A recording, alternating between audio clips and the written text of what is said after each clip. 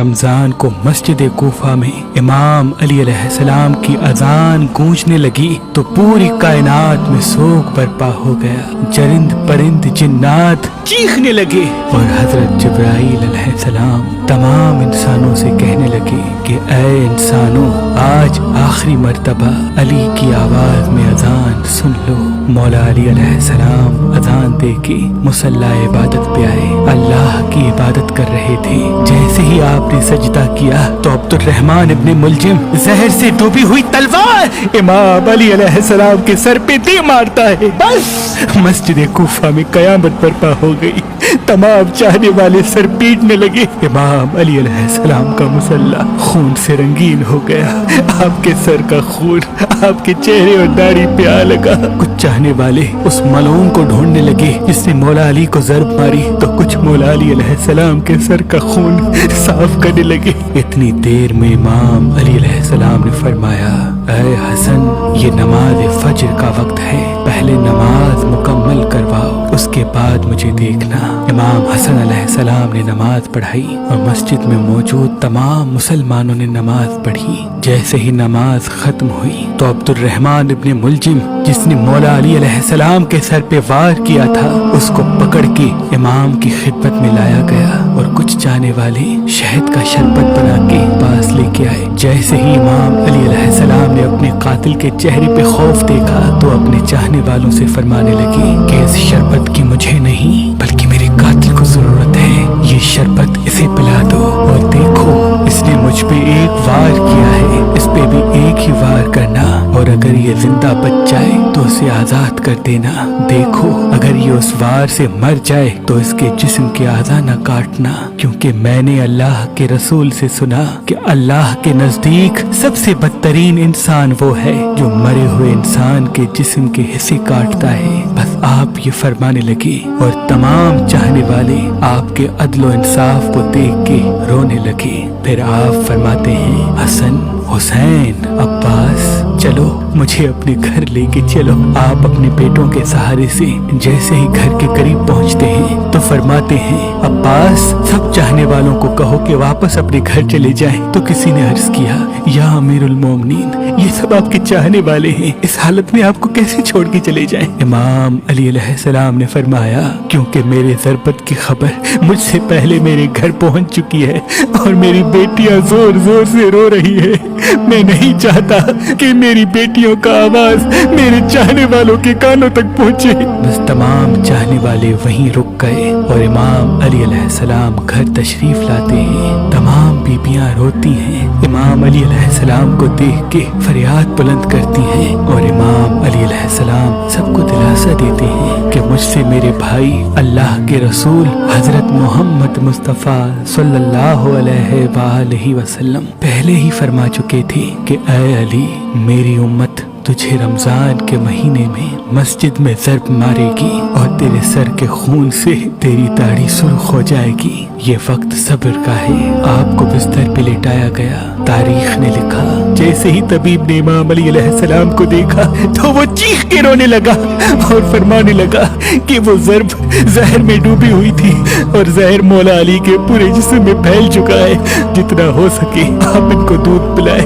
बस जैसे ही ये खबर कूफे की गलियों तक पहुंची तो कूफे के यतीम बच्चे अपने अपने हिस्से का दूध लिए इमाम अली अलैहिस्सलाम के घर पे आते हैं और बावाज़े बुलंद कहते हैं, या हसन, ये हमारे हिस्से का दूध हमारे मौला को पिलाएं। हम एक मर्तबा यतीम हो चुके हैं, दूसरी मर्तबा यतीम नहीं होना चाहते। इमाम अली अलैहिस्सलाम बिस्तर शहादत पे भी मुसलसल अल्लाह का जिक्र करते रहे। बस जैसे ही 19 का दिन खत्म हुआ, 20 रमजान की रात आई, आप फरमाने लगे कि अब मेरे हुजरे में कोई भी ना आए, क्योंकि पूरी दुनिया के जिन्नात और फरिश्ते मुझसे मिलने आ रहे हैं। और फिर जैसे ही 20 रमजान का सूरज तुलू हुआ तो आप इमाम हसन से फरमाने लगे, ऐ हसन, जाओ मेरे तमाम चाहने वालों से कहो कि अपने इमाम का आखिरी दीदार कर लें। आपके अकीदतमंद कतार बना के जैसे ही आपकी ज़ियारत के लिए घर में दाखिल हुए तो देखा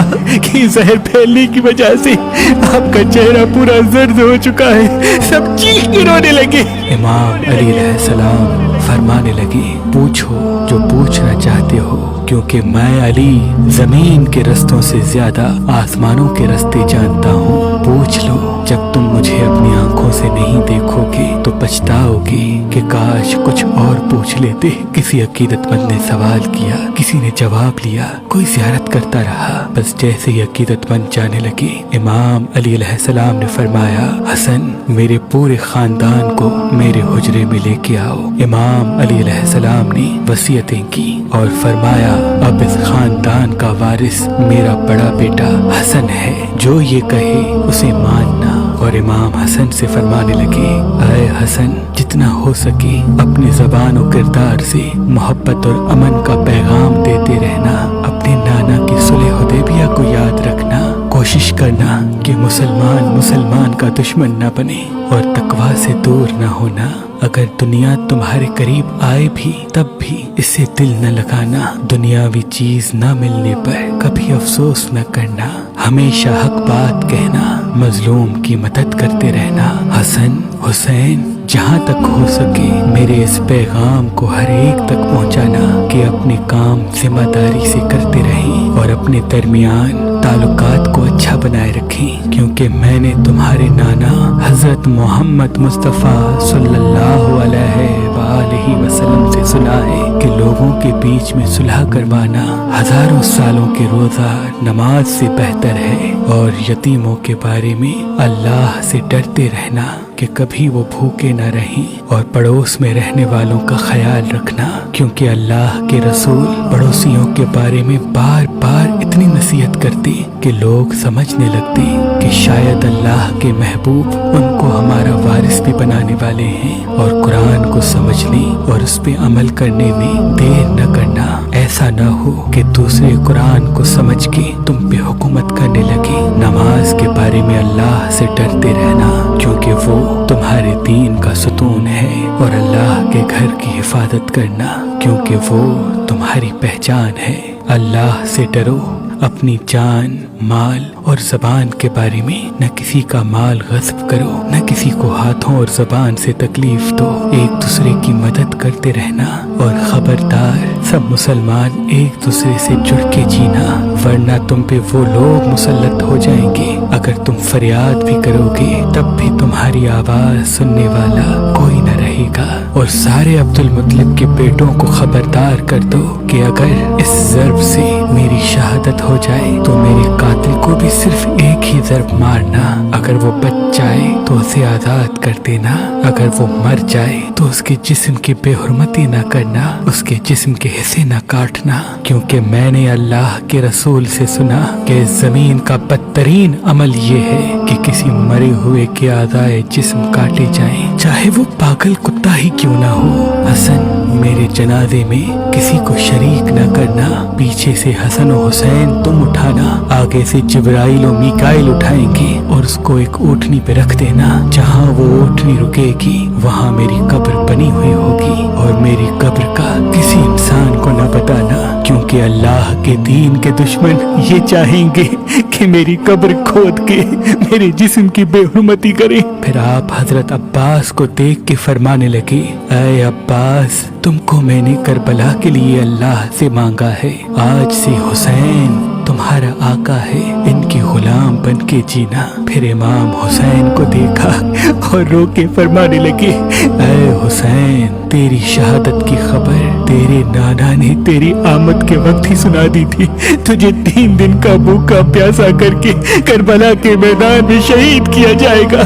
तेरे बच्चों को, साथियों को बेदर्दी से मारा जाएगा। हुसैन, तेरी शहादत के बाद मेरी बेटियों को, तेरी बहनों को रस्सियों में कैद करके इसी कूफा और शाम में फिराया जाएगा। हुसैन, अल्लाह के दीन के लिए सब्र करना, और जब वक्त आखिर आए तो अपनी बहनों और बेटियों से नसीहत करना कि इस्लाम के लिए सब्र करते रहें और कदम कदम पे ये गवाही देते रहें कि अल्लाह के सिवा कोई इबादत के लायक नहीं। और उनका नाना حضرت محمد مصطفیٰ صلی اللہ علیہ وآلہ وسلم اللہ کے رسول ہیں۔ بس اتنی دیر میں آپ فرمانے لگے سلام یا رسول اللہ۔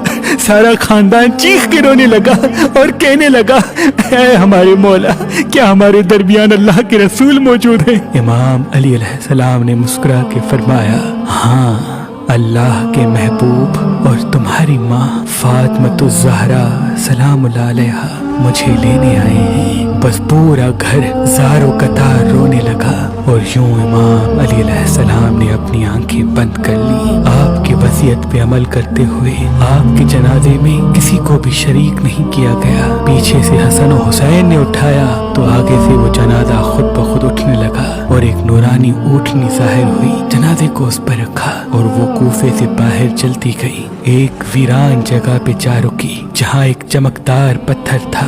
جیسے ہی امام حسن حسین نے اس پتھر کو ہٹایا تو اس پتھر کے نیچے ایک قبر بنی ہوئی تھی اور اس پہ لکھا ہوا تھا کہ یہ قبر اللہ کے نبی نوح نجی اللہ نے بنائی ہے، اللہ کے ولی علی ابن ابی طالب علیہ السلام کے لیے۔